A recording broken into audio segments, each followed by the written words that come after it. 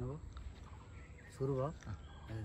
नमस्कार, म कालिका प्रसाद उपाध्याय अहिले नार्क प्रविधि गाउँ बरादी तनहुँमा छु र यहाँनिर मैले देखाउन खोजेको यहाँहरूलाई के छ भने हाम्रो प्रयास जुन बेला कृषि अनुसन्धान निर्देशनालय लुम्लेमा थिएँ म त्यति बेला हामीले यो नार्क प्रविधि गाउँको स्थापना गऱ्यौँ र यहाँ नार्कले विकसित गरेका विभिन्न किसिमका प्रविधिहरूलाई यहाँ भित्र्याउने काम गरियो र त्यो मध्येको एउटा थियो लुम्लेले कलमी गरेका अथवा बेर्ना उत्पादन गरेका कागतीलाई ल्याएर यहाँ फैलाउने र त्यो कागती हामीले यहाँ फैलाएका छौँ। यत्रो बिरुवाहरू ल्याएर यहाँ रोप्न लगाएका थियौँ र यो जग्गा हो हाम्रो ध्रुव बाबु गौली सरको र उहाँले एकदमै मेहनत गरेर यो पुरै झाडी थियो त्यो बेलामा उहाँले यो अब खेर जाने जग्गा हो, यो केही काम लाग्ने होइन, अब मेरो यहाँबाट केही हुँदैन भन्ने अवस्था थियो भने अहिले आएर यस्तो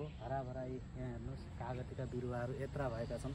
कोही फल्दैछन्, अहिले फुल्ने सिजन हो, फुल्दैछन्। म यहाँहरूलाई देखाउँछु र मभन्दा बढी ध्रुव सरले नै देखाउनुहुन्छ। ल ध्रुव सर। हजुर सर, नमस्कार। नमस्कार। यो 3 वर्ष लगभग 4 वर्ष हुन लाग्यो होला होइन? यसको यो तपाईँको अनुभव बताउनु त। यहाँ हामीले पहिला के गर्यौँ त्यसपछि के गर्यौँ, सङ्घर्ष त भयो होला नि त यो गर्नलाई होइन? यो मैले चाहिँ सुरुमा के भन्छु भने यो कागती चाहिँ पहिला विशेष गरेर यसको मापदण्डमा खाल्टो र मल, सुरुमा जति खाल्टो र मल उसले गर्न सक्यो त्यति नै यसलाई चाहिँ पछि हुर्काउन अलिकति गाह्रो चाहिँ हो। पछि अलिकति तन्किएपछि हुर्किसकेपछि यसलाई चाहिँ अलिक छिटो हुर्काउनको लागि चाहिँ यसलाई खाल्टो र मल सुरुकै अवस्थामा चाहिँ हामीले व्यवस्थापन मिलाउनु पर्ने छ। त्यसपछि यसलाई हुर्काउनको लागि थोरै 1 वर्ष 1.5 वर्ष चाहिँ तपाईँको झाडीबाट बचाउने र यसलाई चाहिँ अलिक पछि गएर यो कटिङ सम्बन्धीमा चाहिँ म त्यति विज्ञ थिइनँ। केही साथीहरूको सपोर्टमा चाहिँ मैले यो कटिङ चाहिँ कागतीमा विशेष चाहिँ ध्यान पुर्याउनु पर्ने कटिङ। अब यसमा रोग सम्बन्धीको कुरा गर्नु पर्दाखेरि यो क्याङ्कर र गम्बोसिस भन्ने रोग, यो अलिकति पातहरू बाक्लो भयो भने ती रोगहरूले बढी आक्रमण गर्दो रहेछ। किसानलाई अचम्मै बुझ्न पर्ने कुरा चाहिँ यो गम्बोसिस र क्याङ्कर भन्ने यो कागतीमा बाक्लो पात भयो भने चाहिँ र बढी गुचुमुचो भयो भने चाहिँ त्यो रोगको बढी समस्या देख्दो रहेछ। मैले चाहिँ विभिन्न नार्के सरहरूसँग अनुरोध गर्दाखेरि उहाँहरूले पनि मलाई सपोर्ट पुर्याइदिनु भयो, प्राविधिक सहयोग पुर्याइदिनु भयो। त्यसरी नै अहिले जहाँसम्म लाग्छ बोटहरू स्वास्थ्य छ। अब मलाई चाहिँ एउटा कुरामा के ढुक्क छ भने मैले चाहिँ प्रेरणा यो लुम्ले मार्फत मैले यो अलिकति थोरै प्रेरणा पाएँ। पहिला चाहिँ मलाई समुदायका साथीहरूले मर्न लाग्यो, के गर्यो हुँदैन जस्तो थियो भने अहिले यो बाटोबाट देख्दाखेरि पनि अब हुँदो रहेछ। गाउँमा मिल्किएका जग्गाहरूमा पनि हामीले कागती खेती गरेर उत्पादन लिन सक्छौँ भन्ने एउटा चाहिँ वातावरण चाहिँ मिलिएको छ जस्तो लाग्छ मलाई, किनभने यो हाइवे नजिक पनि छ।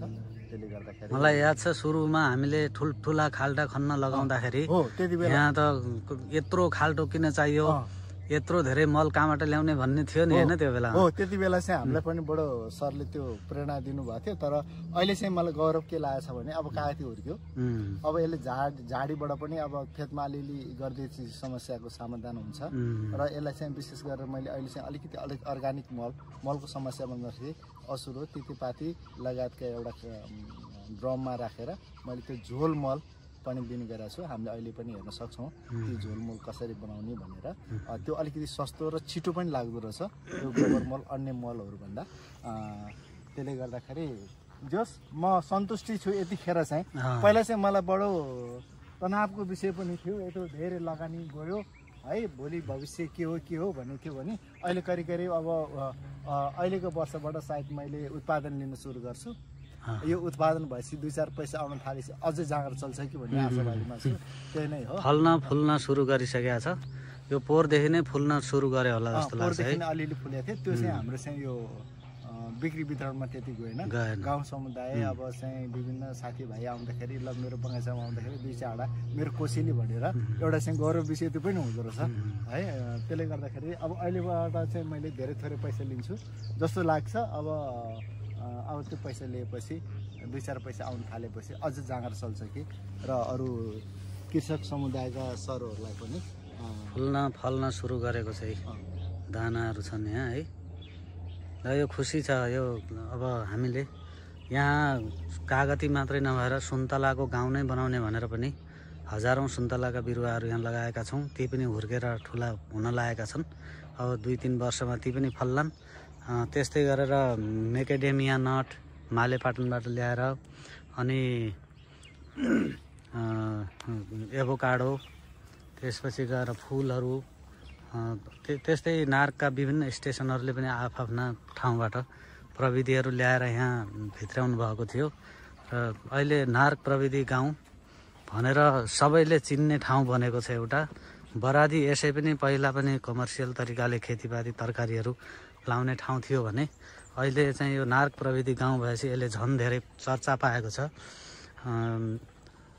मान्छेहरूको ध्यान कृषिसँग संलग्न सबैको ध्यान यसले तानेको छ। यी हेर्नुहोस् यहाँ यो बगैँचा हामीले सुरुमा कति 125 बिरुवा थियो। 125 बिरुवा लगायौँ। त्यसपछि थप्यौँ पनि 50 गरेर थपेको। अनि त्यसपछि अहिले चाहिँ मेरो चाहिँ टोटलमा अहिले 250 बिरुवा 250 बिरुवामा अहिले चाहिँ 200 बिरुवा चाहिँ सफल। किनभने यो 50 बोट तलमाथि कोही मर्ने कोही झाडीले खाने यी समस्याहरू सबैमा आउँदो रहेछ। त्यसले गर्दाखेरि चाहिँ अहिले मेरो 200 बोट चाहिँ सफल छ। यस्तो यो लगभग परित्याग गरेको भन्दा पनि हुन्छ। त्यस्तो खालको जग्गामा ल्याएर यस्तो यो कागती लगाउँदाखेरि केही बोटहरू मर्ने, अब सबै त बाँच्दैनन् नै, केही बोटहरू मर्ने भए पनि यो अहिले देख्छौँ हामी यत्रा ठुल्ठुला कागती भएका छन्। यस्तै थुप्रै कामहरू हामीले यहाँ गऱ्यौँ र अहिले आएर सन्तोष लिने बेला भएको छ कि यहाँ यस्तो मजाले फुलेका छन्, फलेका छन्, फल्दैछन्। अझै फल्ने सिजन आउँदैछ कागतीको। त्यस कारणले खुसी लाग्छ। यो रोडबाट एकदमै नजिक छ, रोडमै छ, बाटोबाट हेर्न मिल्ने। यो बरादीको गाउँ तल बेसीबाट अलिकति एक स्टेप माथि उक्लेपछि यो ठाउँको रियल डी गाउँ हाइवेबाट 1 किलोमिटर माथि।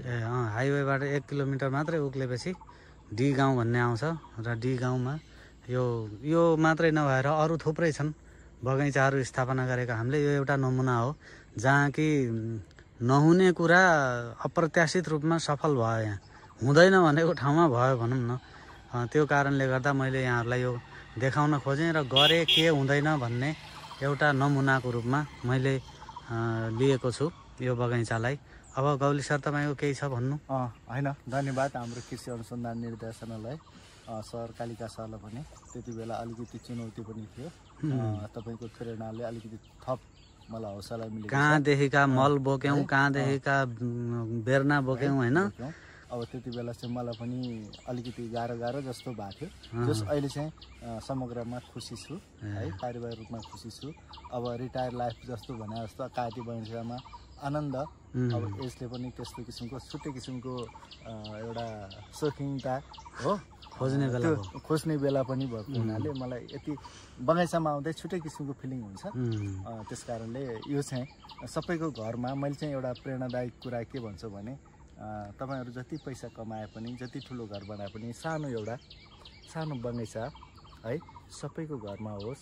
त्यहाँ सबै किसिमको फलफुल होस् र आनन्ददायक जीवन बिताउन पाइयोस् है। सबैलाई एउटा शुभकामना भन्दै बिदा हुन्छु। हस्, धेरै धेरै धन्यवाद है त। हस्, नमस्कार।